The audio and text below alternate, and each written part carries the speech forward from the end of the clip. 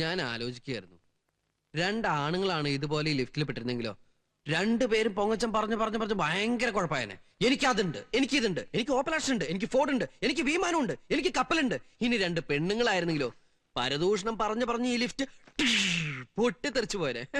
എന്തായാലും ഒരു പെണ്ണും ഒരാണും ആയത് നമ്മുടെ ഭാഗ്യം. എന്തിനാ കത്തിയെടുക്കുന്നേ?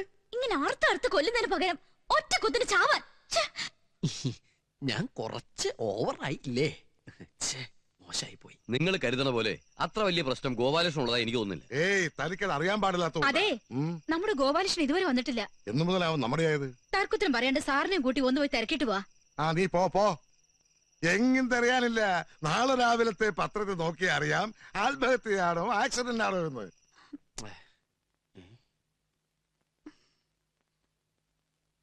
എന്താ തലവേനയാ? നെഞ്ചുവേനയാ?